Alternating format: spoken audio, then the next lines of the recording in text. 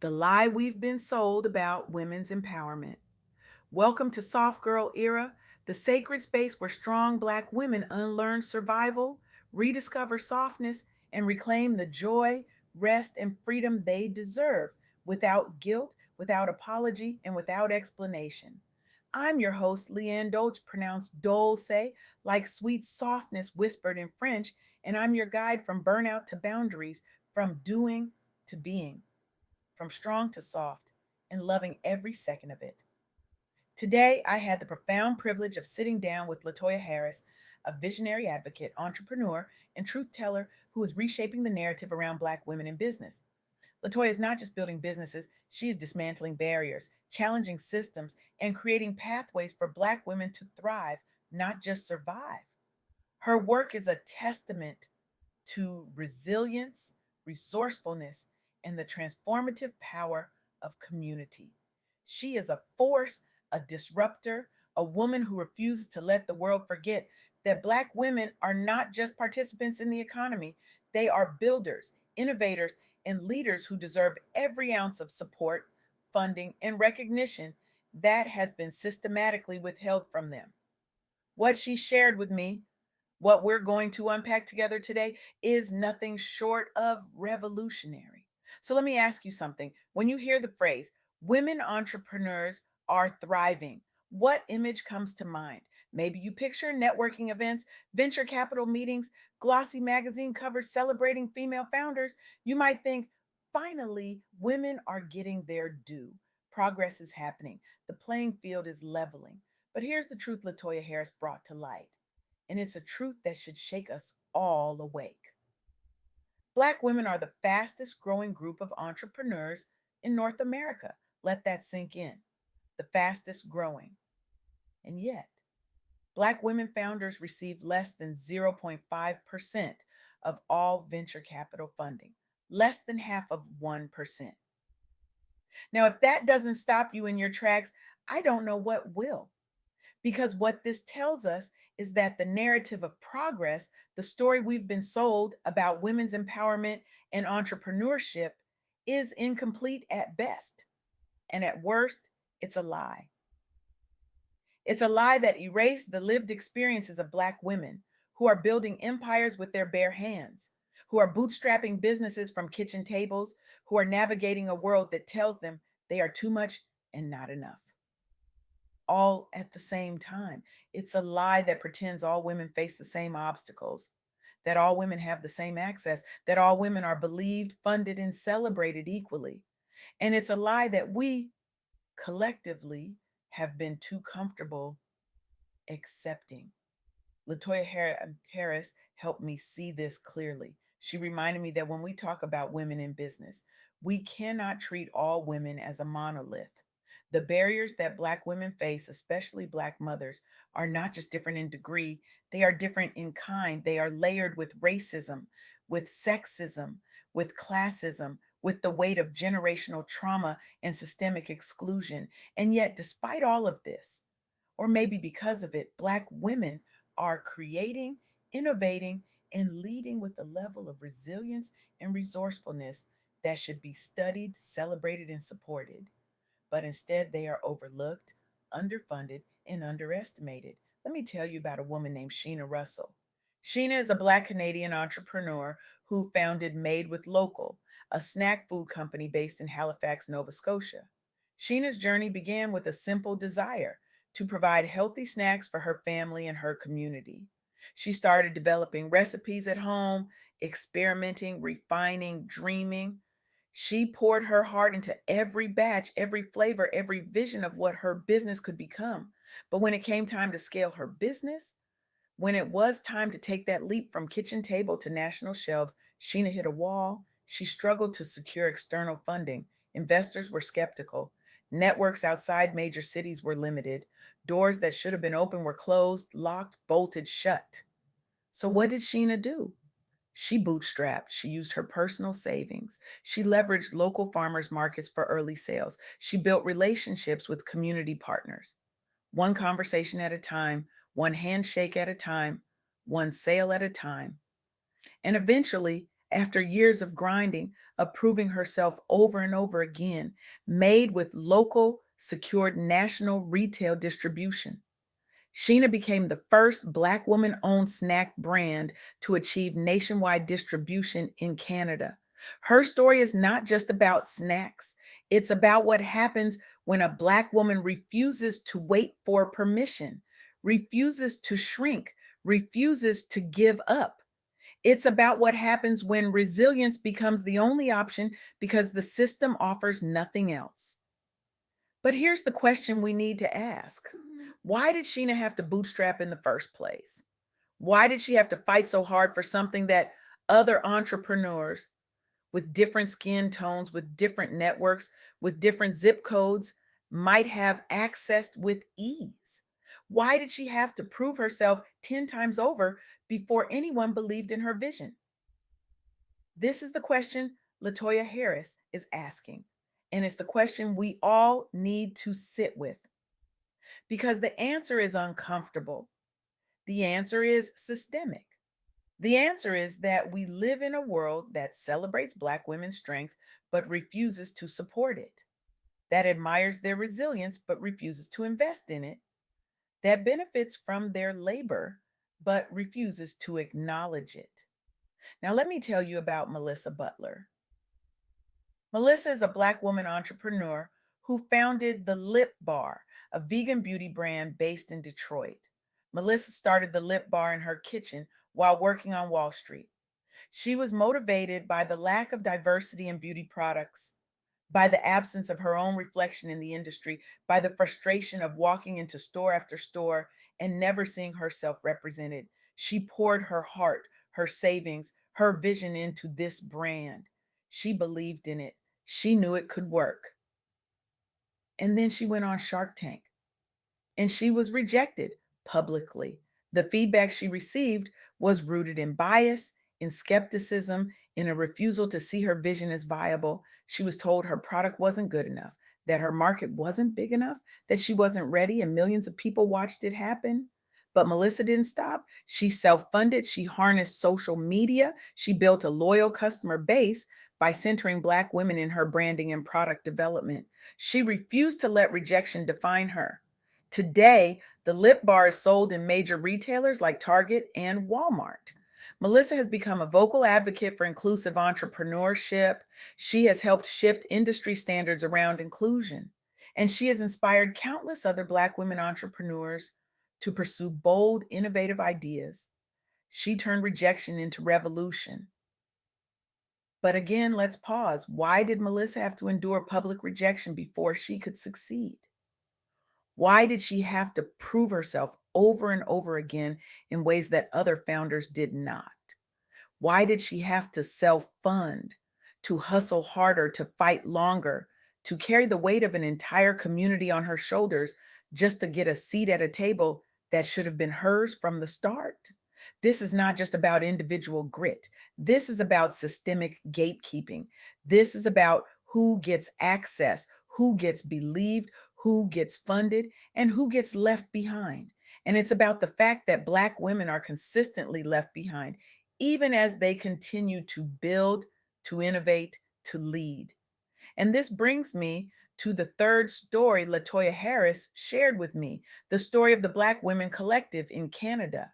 This is a mentorship and education program supporting Black women entrepreneurs across the country.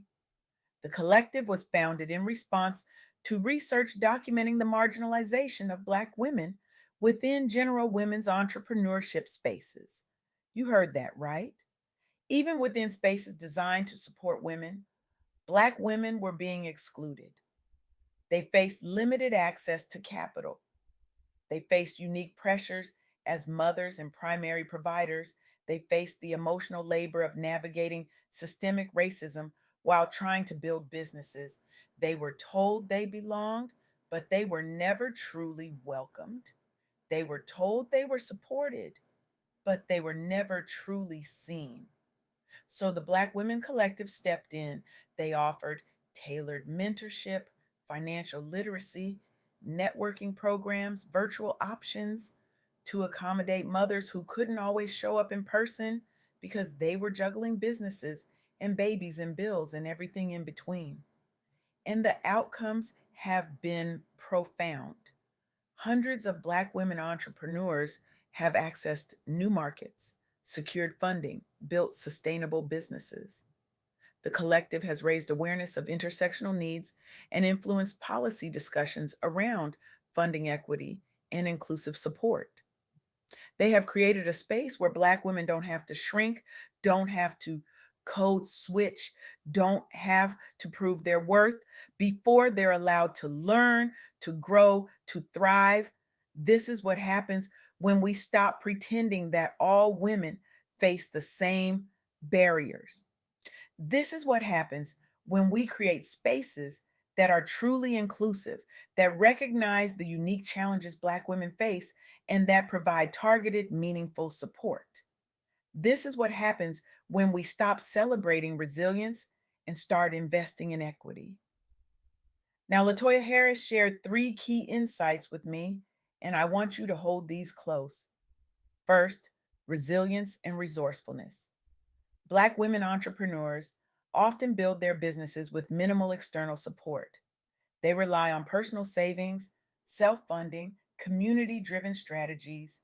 They are scrappy, they are creative, they are unstoppable. But here's the thing: resilience should not be a requirement for survival. Resourcefulness should not be a substitute for equity. We celebrate these qualities, and we should, but we also need to ask why Black women have to be so resilient in the first place.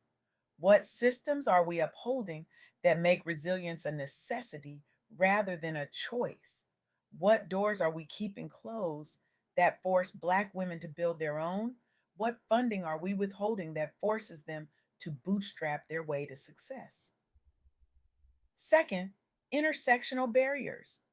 The entrepreneurial journey for Black women, especially mothers, includes unique challenges: limited access to professional networks, higher loan denial rates, the emotional labor of balancing business with family responsibilities in the face of systemic racism.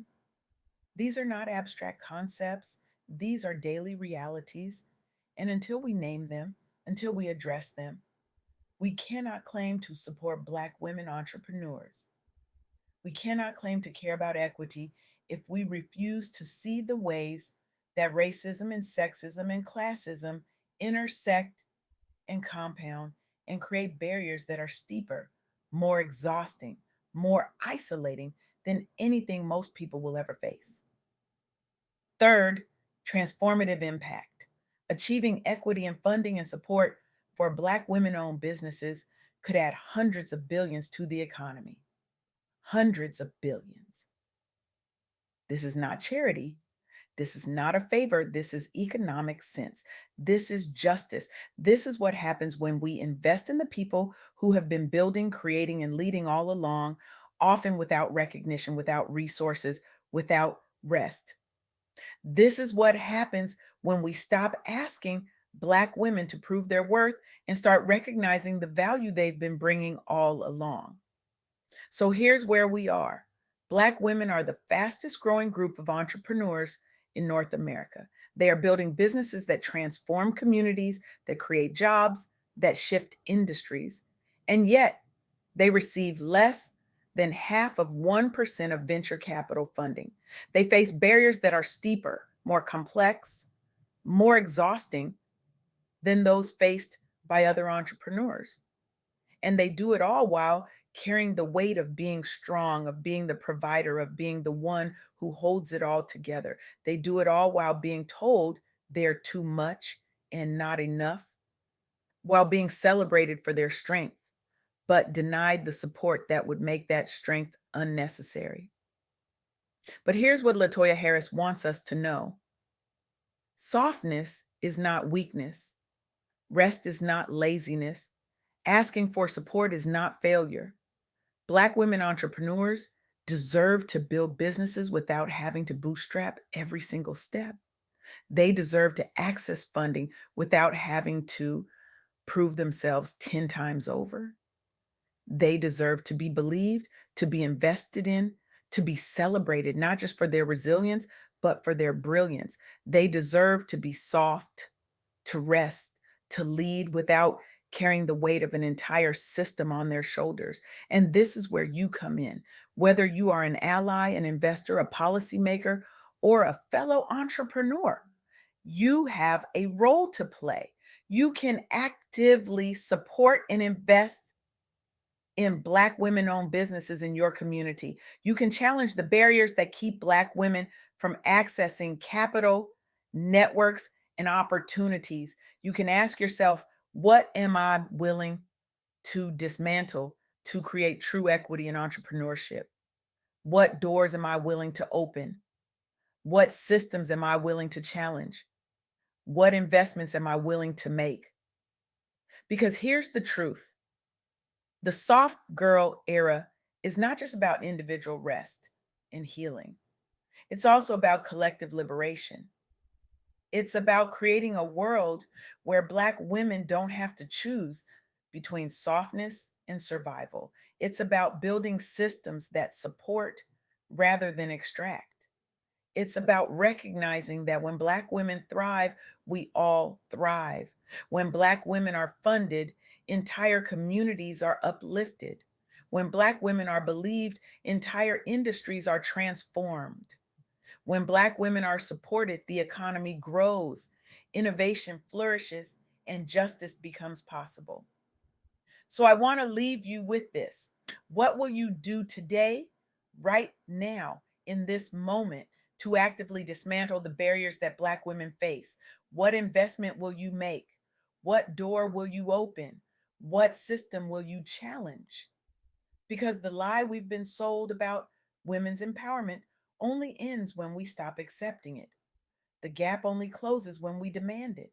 The change only happens when we create it. Latoya Harris is doing this work. Sheena Russell's doing this work. Melissa Butler's doing this work. The Black Women Collective is doing this work. And now it's our turn. Let's invest. Let's advocate. Let's dismantle. Let's build together. Let's choose equity over resilience. Let's choose support over survival. Let's choose to see Black women, to believe Black women, to fund Black women, to celebrate Black women, not just for what they've survived, but for what they've always been: brilliant, visionary, unstoppable leaders who deserve every resource, every opportunity, every ounce of support we can offer. The question is not whether Black women can succeed, they already are. The question is whether we will finally show up and support them the way they've been supporting us all along.